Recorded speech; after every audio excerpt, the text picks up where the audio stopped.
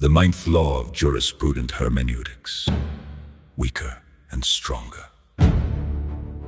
The Hebrew word ma are sources of light. They are not light themselves. The term is usually translated as lights, but it is more accurately translated as luminary. The metaphorical characteristics of light used previously illuminate the allegorical explanation of the luminaries as the sources of the light of Genesis. The source of light that brings divine order through life-giving lessons to the holy nation. And in the scriptures explaining the luminaries brings even further clarity to the allegorical explanation. The faithless materialist and the lost believers make many claims that fall short of illuminating anything. The faithless materialists attack the veracity of Scripture for having the sun, moon, and stars created after plant life.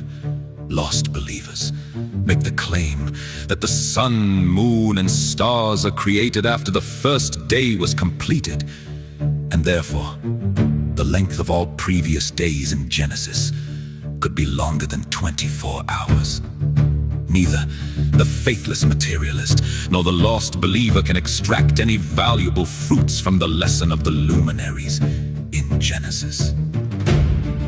The ninth law of jurisprudent hermeneutics is that the disciple must recognize that if something applies with weaker reasoning, then it automatically applies with stronger reasoning, even in the absence of a specific verse stating that this is so. The first lesson in the weaker and stronger law of jurisprudent hermeneutics is illustrated in the greater luminary and the lesser luminary. The greater luminary is to master over the day or the life-giving lessons. The lesser luminary is to master over the night, the chaotic wickedness of the natural world. Both luminaries are designated as great. They are both set in the forging of divine ordered powers of the heavens to bring light to the holy nation. They're both charged with separating the day from the night, the same as the divine beings in verse 4, as it says the divine beings separate the light from the darkness and name them day and night respectively. The luminaries are also charged with giving believers signs and setting times for solemn assemblies. The lost believers and the faithless materialist claims that this is about the sun, moon, and stars cannot explain the comparison with verse 4. Divine beings separate the light and darkness, day and night, and here the luminaries are charged with this duty. If Elohim is God, then in the verses of 14 through 19, God gives those duties to the sun and moon. This heretical view of the sun, moon, and stars falls away with proper interpretation of the lesson of the luminaries.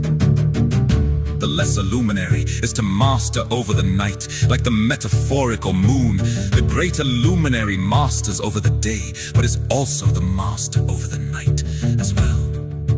The moon reflects the light of the sun. The lesser luminary reflects the knowledge of the greater luminary to master over the chaos. The greater luminary masters over both the night and then the day. No luminary can be the greater without also mastering over the chaos.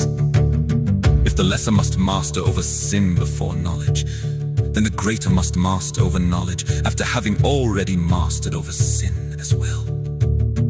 This is the first example of anything that applies to the lesser must also apply to the greater. If disciples are called to love their enemies, then how much more are disciples called to love their brothers, sisters, children, and spouses? The lesson of the luminaries and the law of the weaker and stronger shall illuminate the scripture